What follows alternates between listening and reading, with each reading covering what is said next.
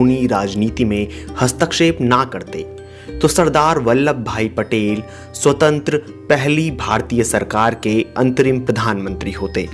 जिस समय आजादी मिली पटेल 71 साल के थे, जबकि नेहरू सिर्फ 56 साल के।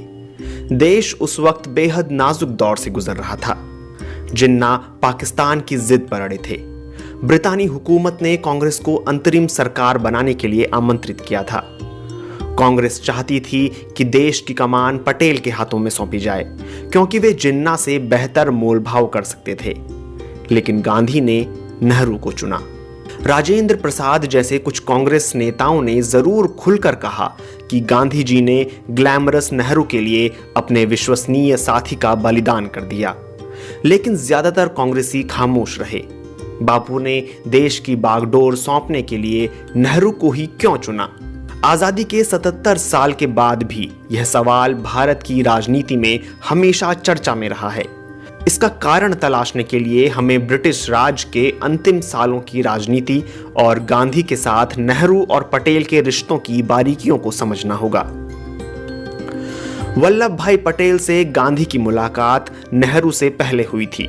उनके पिता झेवर भाई ने 1857 के विद्रोह में हिस्सा लिया था। तब वे 3 साल तक घर से गायब रहे थे।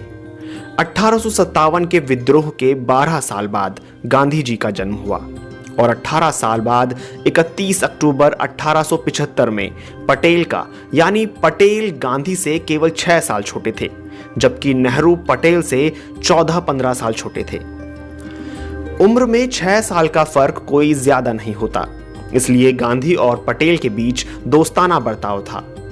पटेल लंदन के उसी लॉ कॉलेज मिडिल टेम्पल से बैरिस्टर बनकर भारत लौटे, जहां से गांधी, जिन्ना, उनके बड़े भाई विट्ठल भाई पटेल और नेहरू ने बैरिस्टर की डिग्रियां ली थीं।